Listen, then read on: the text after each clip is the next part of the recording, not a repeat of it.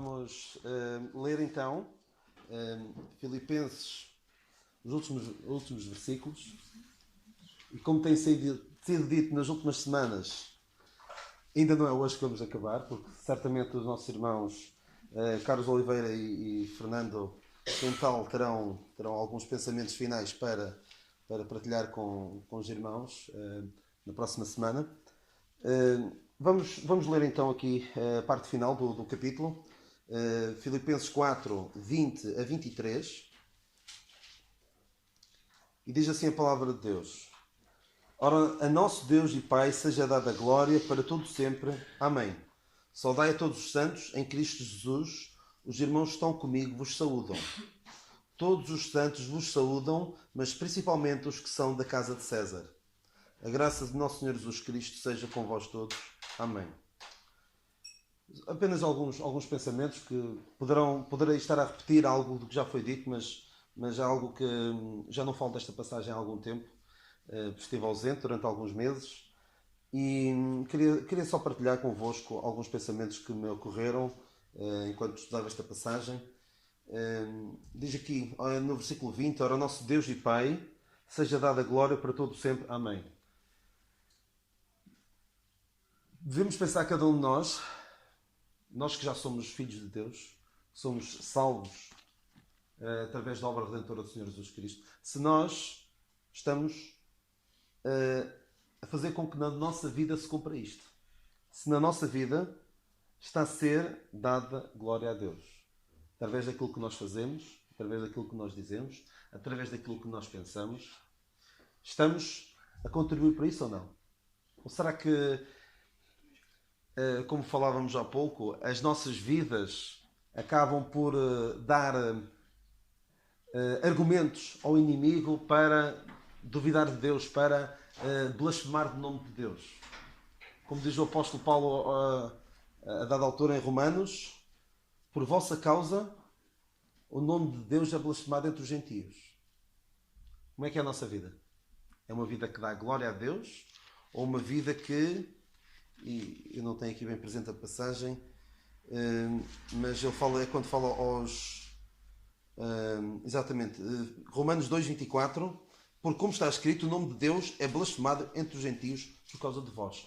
Ele falava dos judeus que se achavam muito justos, que se achavam melhor do que os gentios. Nós fomos comprados por bom preço. Fomos comprados para sermos um povo seu, especial, zeloso de boas obras, como diz o apóstolo Paulo a Tito. Estamos a dar glória já. Porque há algumas pessoas que gostam de dizer que o que o crente tem para fazer para Deus é tudo na eternidade, é tudo lá para a frente. Mas, ainda que seja, ainda que a nossa principal função e a maior parte do tempo que nós vamos passar vai ser no céu a glorificar a Deus, por que não começar já? Por que esperar pela eternidade? Já devemos dar glória a Deus em tudo quanto fazemos, pensamos. Como o apóstolo Paulo diz, tudo aquilo que é puro, nisso pensei. Outro pensamento sobre aqui o versículo 22: todos os santos vos saúdam, mas principalmente os que são da casa de César. Já foi muitas vezes falado, já quando vocês falaram, ainda no capítulo 1, há cerca de 3 anos, e também quando eu estive aqui há cerca de 2 anos e vos falei sobre isto, das prisões de Paulo, dos sofrimentos de Paulo, em que ele diz no capítulo 1, versículo 12, e eu posso estar a repetir, mas se calhar se eu vos perguntasse alguma coisa sobre isso, talvez lá não se lembrassem, e por isso é sempre segurança para vós, é segurança para aqueles que não ouviram na altura. Nós sabemos que o apóstolo Paulo escreveu esta carta estando preso em Roma. Se terá sido solto e depois sido preso novamente, creio que sim, mas o que é certo é que ele estava preso. Estava preso, e nós poderíamos pensar que esta prisão de Paulo era o fim. Se calhar alguns, quando viram Paulo a ser preso e a ir para Roma, pensaram, quando ele embarcou no barco para ir para Roma, pensaram, lá se foi o Evangelho. Foi bom enquanto durou. Mas nós vemos perfeitamente que não, porque o apóstolo Paulo diz: quero irmãos, no capítulo 1, versículo 12, quero irmãos que saibais que as coisas que me aconteceram contribuíram para maior proveito do Evangelho. Não foram o fim do Evangelho, foram as coisas que lhe aconteceram, as prisões e tudo quanto ele sofreu, contribuiu para maior proveito. Não dele, não vemos ele a ganhar grande coisa com o Evangelho, perdeu tudo o que tinha, e também ele não se importa muito, ele não se queixa. Eu tinha isto, tinha aquilo, tinha esta posição e perdi tudo por causa do Evangelho. Não, ele diz: reportei perda, considerei como esterco. Diz aqui no versículo Filipenses 3,7: reputei perda por Cristo e considero como esterco. No capítulo 3, versículo 8. Portanto, ele não se importa muito com o que perdeu. Mas ele percebe que a prisão que ele teve contribuiu para o maior proveito do Evangelho. Porquê? Como nós já vimos, o apóstolo Paulo, para pregar o Evangelho, como é que ele fazia? Ia de terra em terra a pregar o Evangelho. Mas então, Deus, através desta prisão de Paulo, é como se Deus estivesse a dizer a Paulo: Paulo, estás a ficar velho, estás a ficar cansado, isto andar sempre de um lado para o outro, perdes muito tempo. Então o que é que vamos fazer? Em vez de tu andares a cansar-te a pregar o Evangelho de um sítio para o outro, eu vou mandar-te para Roma, e lá em Roma tu vais continuar a pregar o Evangelho preso, mas pregas o Evangelho. E eu vou mandar para lá, para Roma, as pessoas que vão ouvir o Evangelho, e depois elas levam o Evangelho para as suas terras. Porque o que aconteceu aqui em Roma, nós vemos que as minhas prisões foram manifestas por toda a guarda pretoriana e por todos os demais lugares. Nós aqui no final de Filipenses 4 vemos que, de facto, o Evangelho ficou conhecido na própria casa de César. Mas também ficou conhecido nos demais lugares. Porquê? Paulo estava preso num lugar onde havia pessoas de todo o mundo conhecido. De todo o Império Romano. Quer presos, quer soldados. Oficiais, havia todo o tipo de pessoas que estavam lá em Roma. E, à semelhança do que há pouco o nosso irmão Jorge falava, quando uma pessoa tem esta notícia extraordinária, quer falar aos outros. Mesmo correndo o risco de ser inconveniente. Mesmo correndo o risco de as pessoas não aceitarem bem. Mas Paulo estava preso. E de que é que Paulo falava? Será que perguntava aos guardas: olha, conta-me as últimas novidades das campanhas militares romanas? Ou conta-me as últimas escovilhices da vida social de Roma? Quem é que anda com quem? Quem é que atraiçoou não sei quem? Não. Ou conta-me como é que estão a decorrer as lutas dos gladiadores ou as corridas dos cavalos? Não. Ele falava de Cristo a toda a hora, a todo o instante, correndo o risco de ser até causar náuseas a quem o ouvia. Mas ele falava. Por isso é que ele tem a autoridade para dizer a Timóteo: prega a palavra, prega a tempo e fora de tempo. Porque era a coisa mais importante. Ele percebia que tinha pouco tempo. Ele percebia também que o tempo da minha partida está próximo. Ele disse também a Timóteo: o tempo da minha partida está próximo. Ele sabia que tinha pouco tempo, então ele tinha de falar. Então, as pessoas que lá estavam, algumas delas eram, como eu disse, eram das províncias, das várias províncias do Império Romano. Então eles estavam lá, alguns presos com ele falava, eles ouviam, alguns convertiam-se e levavam o Evangelho para terras às quais Paulo nunca foi sequer. O Evangelho terá chegado aqui à Península Ibérica. E Paulo, tanto quanto se saiba, não temos a certeza se terá vindo cá. Mas o Evangelho chegou como? Pessoas que se converteram por sua instrumentalidade, através das suas prisões, que se converteram. Estou-me a lembrar também de Onésimo. Também, ele diz: gerei nas minhas prisões. Também alguns soldados presos terão ouvido o Evangelho, convertido e ido para outras terras.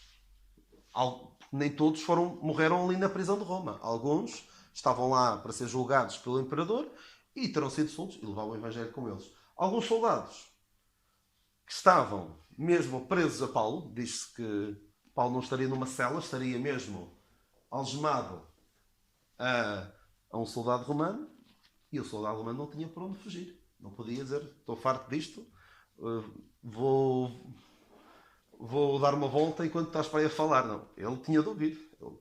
Ele, como costumo dizer, ele conseguia prender a audiência mesmo. Mesmo que as pessoas não quisessem ouvir, eles tinham de ouvir. Não é? E alguns poderiam dizer, tirem-me daqui, mandem-me para outro lado, eu não aguento mais ouvir Paulo. Mas outros convertiam-se. E alguns que não eram levavam o Evangelho. Mas, importante, isto só para pensarmos o seguinte.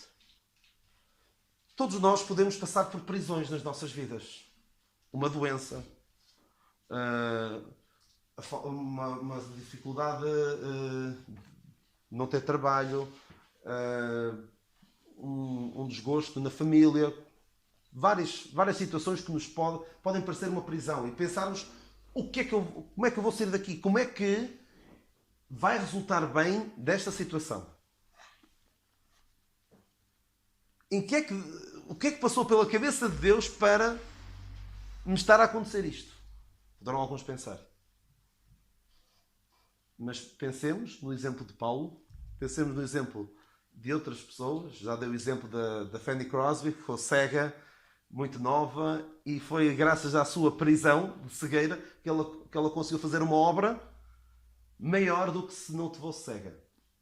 Outras pessoas que na sua doença conseguiram ser de maior bênção, não necessariamente para eles, mas talvez, certamente, para os outros, do que se não tivessem tido essa prisão. Houve inclusive alguns da própria casa de César, família de César. Não se consta que o imperador da altura se tenha convertido, duvidamos muito. Certamente que não. O imperador Nero, uma pessoa má, muito, muito perverso, conta-se que terá feito das maiores atrocidades que se pode imaginar aos crentes. Inclusive terá mandado incendiar Roma é o que se conta, para acusar os crentes e para mover uma perseguição maior aos crentes, também para desviar a atenção de coisas que iam mal no Império. Mas alguns na casa do próprio imperador se converteram. Alguns soldados, algumas pessoas da nobreza, do palácio de César, se terão convertido e seriam pessoas com alguma influência, mas claro, também não tinham a vida facilitada.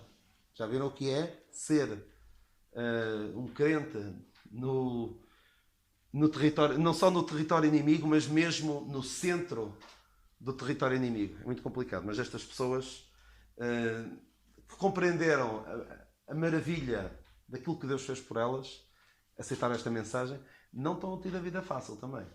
E se nós nos queixamos da nossa vida difícil enquanto crentes, paremos um bocadinho para pensar como é que seria a vida destas pessoas. E se nos sentimos, por vezes, envergonhados, eu até queria dizer qualquer coisa, mas será que vou ser bem aceito? Duvido que sejam bem aceitos. Não esperem grande aceitação. Mas se temos medo, imaginem como eram estas pessoas. Como é que estas pessoas deveriam sentir quase silenciadas de se manifestarem a sua fé.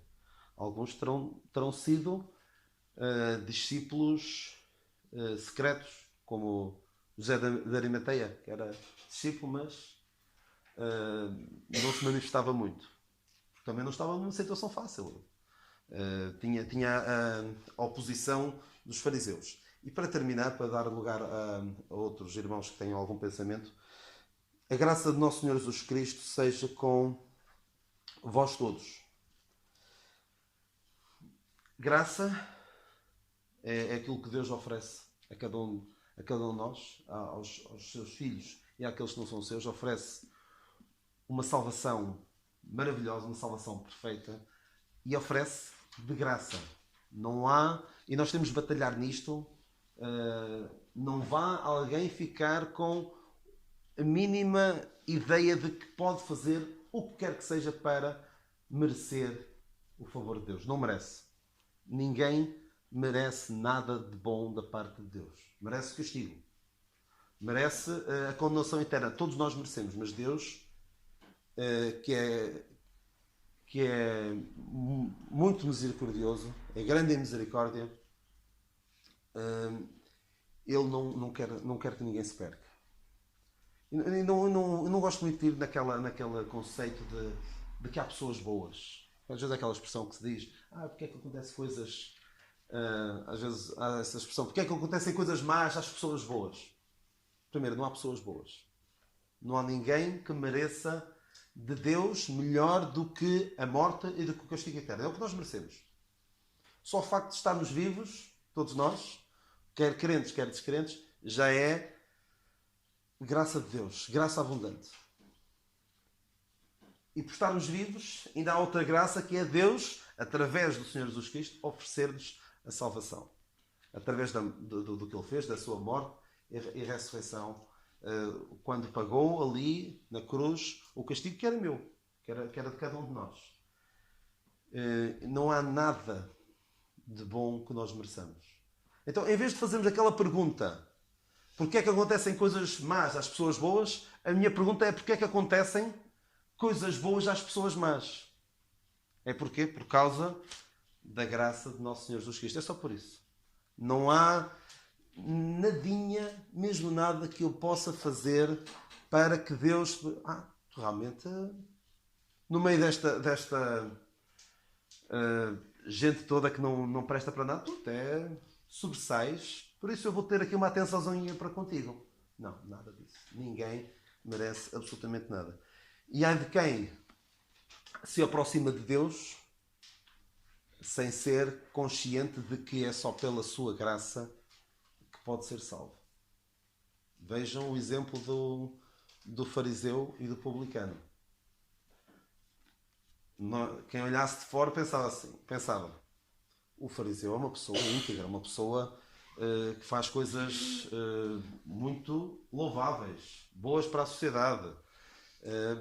O outro é um parasita da sociedade. E um deles aproximou-se de Deus, cheio de si mesmo, e saiu vazio, perdido. Enquanto que o outro, o publicano, percebendo o seu estado de indignidade perante Deus, esse sim é que desceu para a sua casa justificado. Fiquemos bem conscientes de que é só a graça de Nosso Senhor Jesus Cristo. Só através dela que podemos ser salvos. É só através dela, desta graça de Nosso Senhor Jesus Cristo, que nós podemos ter paz. Hoje assinala-se o Dia Internacional da Paz. Há o Dia Mundial da Paz, que é 1 de janeiro, mas também há o Dia Internacional da Paz, que é o 21 de setembro. E as pessoas pensam que paz pode vir através de acordos entre as nações, entre as pessoas, mas a paz só podemos tê-la quando aceitamos a graça de Deus. Não há ninguém que rejeite a graça de Nosso Senhor Jesus Cristo e possa ter paz, porque o apóstolo Paulo diz, logo no segundo versículo desta epístola: graça a vós e paz, da parte do nosso Pai, do nosso Senhor Jesus Cristo. Se não aceitarmos a graça, nunca vamos ter paz. Perguntem a alguém que pense que pode fazer alguma coisa para merecer o favor de Deus, para merecer a salvação de Deus. Perguntem se ela tem verdadeira paz, se está descansado quanto ao estado da sua alma, quanto ao seu destino eterno. Não tem. Não aceita a graça? Pensa: eu posso fazer alguma coisa, vou. O que é que normalmente as pessoas respondem? Não tenho a certeza. Ninguém pode ter. Mas nós sabemos pela palavra de Deus que podemos ter a certeza da vida eterna. Podemos ter a certeza de pecados perdoados, não pelos nossos méritos, mas apenas pela graça de Nosso Senhor Jesus Cristo. E para terminar mesmo, muito cuidado com a forma como nós falamos do nosso Salvador. Que nome é que nós lhe damos? É Jesus para aqui, Jesus para ali. Outros nomes que menos Jesus, claro que é o nome dele, mas nós devemos referir-nos a ele como nosso Senhor Jesus Cristo. Senhor Jesus Cristo. Não gosto muito quando algumas pessoas oram, principalmente quando oram e falam, pedimos em nome de Jesus. É só mais algumas palavras. E estamos a colocar o nosso Senhor no lugar devido. Nosso Senhor Jesus Cristo. E mesmo com as nossas crianças, habituemos-nos a não dizer só o nome Jesus, porque o nome Jesus é o seu nome terreno. Refiramos a Ele de uma forma, demos a Ele a honra que lhe é devida. E era isto que queria partilhar, já me alonguei um pouco. Outro irmão que queira tomar a palavra e falar, esteja à vontade. Eu só queria aqui comentar, é um pequeno pensamento só, não. Eu só queria partilhar convosco aqui um pensamento acerca da graça de nosso Senhor Jesus Cristo. A pergunta que se impõe é, será que Ele tem sido o Senhor das nossas vidas? Nós já reparamos o que é que isso implica? O controle total. Será que Ele só domina aquelas áreas em que é mais fácil nós cedermos? Há áreas em que é tão fácil nós cedermos. Senhor, governa a minha vida, dizemos nós. Tu és o Senhor da nossa vida. Ah, mesmo? Ele controla a nossa vida por completo? Ou nós, será que nós dizemos assim, Senhor, controla só aqui, mas ali não, Senhor, não controles ali. Porque o nosso velho homem continua a governar em determinadas áreas da nossa vida. É tão difícil nós cedermos ao Senhor naquelas áreas. O velho homem é como se continuasse ali. As outras áreas não a gente deixa o Senhor governar. É tão fácil. Aquelas são fáceis. Senhor, Senhor, Ele é mesmo o Senhor. Nós temos cedido a nossa vida completamente a Ele. Às vezes é preciso pagar o preço de sermos cristãos. O Jorge está a pagar. E às vezes é tão difícil pagar o preço. Mas nós temos que pagar o preço. Sermos filhos de Deus. Então queremos o estatuto de filhos de Deus. É tão bom ser filho de Deus, não é? Ah, mas pagar o preço, não. Ceder aquelas áreas difíceis. Senhor, ajuda-nos. Esse era só este pequeno pensamento que eu queria partilhar convosco. Que Ele fosse, de facto, o Senhor por inteiro das nossas vidas. Há aqui um ponto que eu também gosto. Saudai a todos os santos em Cristo Jesus. A todos. Será que nós temos a todos os crentes por igual? Ricos, pobres, brancos, pretos. Aqueles que têm muito dinheiro no banco. Aqueles que têm pouco dinheiro no banco. Pouco dinheiro.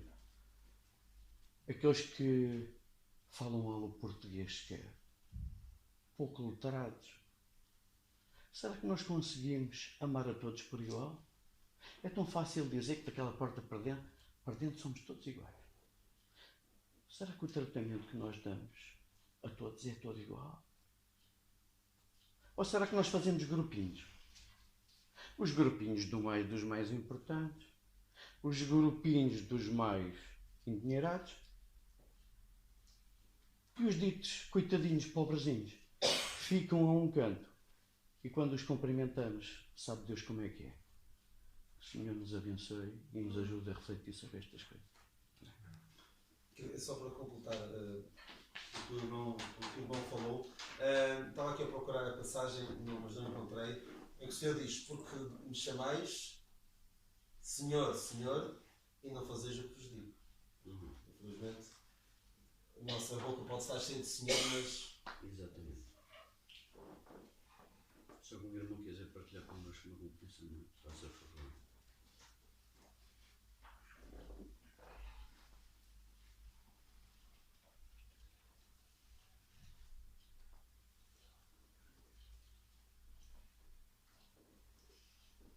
Não estava a apontar a que hora é que termina. ideia se isto é para.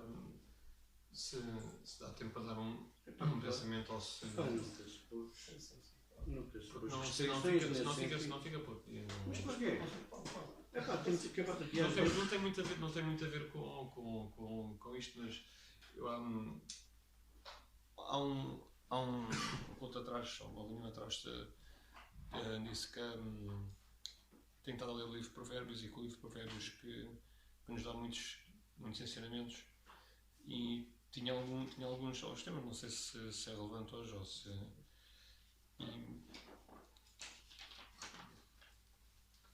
E nesse caso havia aqui alguns temas, eu não sei porquê, mas um dos que falaste dos ricos e dos pobres, que às vezes é um tema que é um bocado polémico, é a riqueza, a pobreza, não só no meio cristão, mas também na sociedade. Às vezes os ricos são os maus, vemos na política, os ricos pagam crise, os ricos isto, os ricos aquilo. As pessoas facilmente criticam os ricos, mas por outro lado também as pessoas também, Portugal é dos países, não sei se sabia, na Europa, em que gasta mais de €1.000.000. Portanto, nós por um lado criticamos os ricos, mas depois por outro lado queremos ser ricos. E o livro de Provérbios também fala sobre isso. Não sei se os irmãos quiserem pegar na Bíblia, há aqui alguns versículos. E na Provérbios 22:2, acho que o Senhor diz logo para eliminar qualquer dúvida em relação aos ricos e aos pobres. A palavra de Deus em 22:2: o rico e o pobre se encontram, a todos o Senhor os fez. Acho que é Provérbios 22:2, acho eu, não é? Este versículo resume praticamente e diz logo: o rico e o pobre se encontram, a todos o Senhor os fez. Depois, obviamente, aqui que eu interpreto, e outros irmãos poderão ter outra interpretação, Deus está-nos a dizer que não é mau ser rico. Ser rico não quer dizer que seja mau por si só. No entanto, Deus diz-nos e dá-nos diretrizes e diz-nos que essa riqueza pode ser boa ou não. Em Provérbios, já agora, Provérbios 30, versículos 8 a 9. Se quiserem acompanhar em Provérbios 30, 8 a 9. Deus aqui praticamente faz um alerta em relação à condição de pobre ou de rico. Diz assim a palavra de Deus: afasta de mim a vaidade e a palavra mentirosa. Não me des nem a pobreza, nem a riqueza. Mantém-me do pão da minha porção de costume, para que porventura, estando farto, não te negue e venha a dizer quem é o Senhor, ou que empobrecendo não venha a furtar e tome o nome de Deus em vão. Ou seja, Deus por um lado diz-nos que fez o rico e fez o pobre. No entanto, se formos ricos ou se formos pobres, diz-nos aqui: não me des a riqueza nem pobreza. Mas penso que o que está aqui a dizer é: se fores rico ou se fores pobre. Se fores pobre, atenção, isso não é uma desculpa para roubar, isso não é uma desculpa para fazer coisas erradas, não é uma desculpa para fazermos aquilo que não é certo.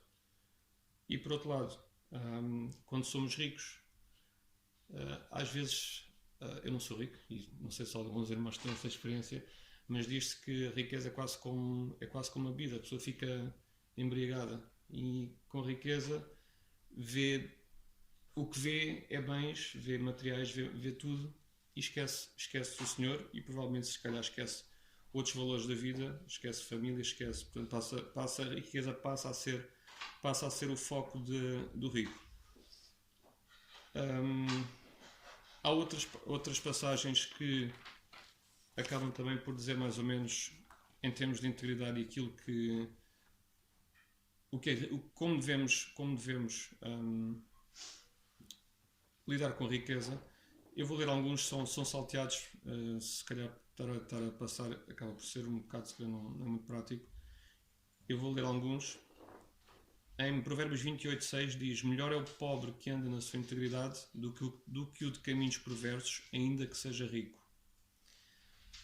Em Provérbios 13:11 diz: a riqueza de procedência vã diminuirá, mas quem a junta com o próprio trabalho aumentará.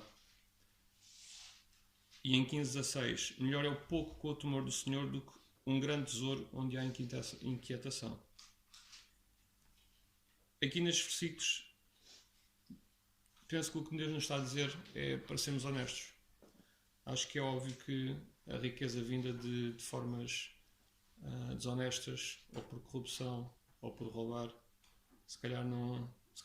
Certeza que não é aquilo que Deus, não é aquilo que Deus nos gostaria que nós fizéssemos. Eu penso que basicamente era isto. Quando nós pensamos na riqueza e na pobreza, claro que quando nós somos pobres é difícil, e falando nas tribulações, e não é muito fácil, mas também quando somos ricos, e penso que não, por si só a riqueza não quer dizer que seja o mal, obviamente. Deus dá-nos diretrizes que a riqueza não te deixe embriagar de tal forma que te esqueças do Senhor, e que sendo rico que não tomes o caminho da desonestidade, da corrupção e por aí fora. Há ainda uma outra passagem que diz em Provérbios 14:31, diz a palavra de Deus: o pobre insulta aquele que o criou, mas o que se compadece do necessitado o honra. É também uma exortação a ajudarmos aqueles que têm mais necessidades, seja no nosso meio, no nosso círculo de amigos, de colegas, de igreja, seja onde for. E isso é uma coisa um bocadinho à parte, que não tem muito a ver diretamente com a palavra de Deus. Num programa houve uma frase que eu nunca mais me esqueci, de um cantor americano, que é o Lionel Richie, que ele foi entrevistado pelo Herman José num programa do Herman José, e o Herman disse mais ou menos isto, foi mais ou menos a conversa. Disse ao Lionel: Lionel, tu hoje és uma pessoa rica, tens dinheiro, és um cantor famoso, vives bem, não tens problemas de dinheiro, mas tu vinhas de famílias pobres. E nós sabemos, as pessoas dizem que o dinheiro muda as pessoas, e que as pessoas mudam quando têm dinheiro. E o Lionel Richie disse uma coisa muito, muito engraçada, muito interessante, que às vezes não pensamos nisso. Ele disse: não concordo contigo, Herman, o dinheiro não muda as pessoas, o dinheiro enaltece e ajuda a mostrar aquilo que as pessoas são. Uma pessoa que seja boa pessoa, sendo pobre, seja humilde, se tiver dinheiro vai ser uma pessoa espetacular.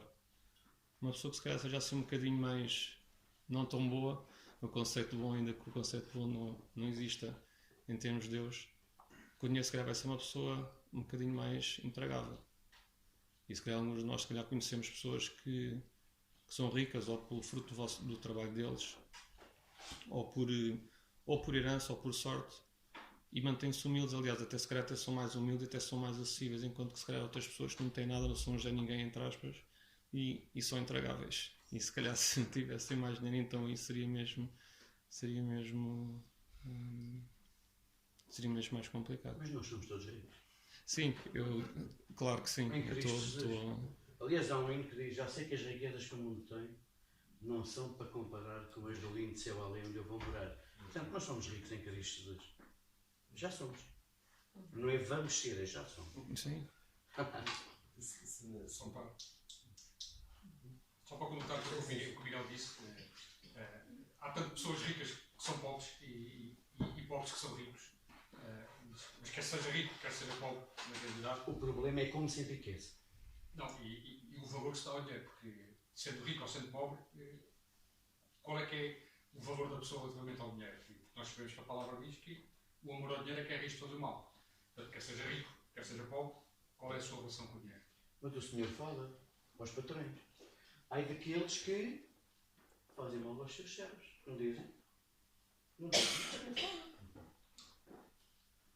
Quais os termos? Há uma passagem que fala. Manda aos ricos deste mundo, creio que é essa passagem. Mas no fundo está no amor ao dinheiro. Aqueles que acumulam riquezas à custa dos baixos salários, a massacrarem as pessoas que por eles trabalham. Eu não acredito que quem faça isto seja crente em Cristo Jesus. Eu não acredito. Posso ler a passagem em 1 Timóteo 6,17. Manda aos ricos deste mundo que não sejam altivos, nem ponham a esperança nem certeza das riquezas, mas em Deus, que abundantemente nos dá todas as coisas para delas gozarmos. Que façam bem, enriqueçam em boas obras, repartam de boa mente e sejam comunicáveis, que entesourem para si mesmos um bom fundamento para o futuro, para que possam alcançar a vida eterna. Enquanto estávamos a falar sobre o rico e o pobre, lembrei-me do seguinte. Encontra na palavra de Deus alguém que não se tenha convertido por ser pobre. Sim, quem se queixa não ter dinheiro, não ter muito dinheiro. O ter pouco dinheiro nunca afastou ninguém de Deus. Nunca. Mas vemos pessoas, mais do que uma, a perderem-se por serem ricas. Justamente porque, aqui como dizem provérbios, que já não lembro como é que dizia, mas que estando farto não te nego. Ou seja, estou farto de dinheiro, acaba. Isso agora já não interessa. Mas também é Paulo, tu conheces melhor do que eu, que diz que a piedade com contentamento, não é? É grande ganho a piedade com contentamento. Contentar os contentes. Mas nós, para vermos o quão ricos somos, podemos acabar com aquele que diz: já sei que as riquezas que o mundo tem não são para comparar com as do início além onde eu vou morar. Tá. Somos ricos, é um facto. 700 e...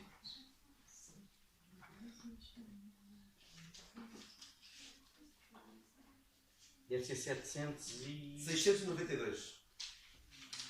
Se os irmãos concordarem, é uma forma de nós relembrarmos que somos ricos em Cristo Jesus.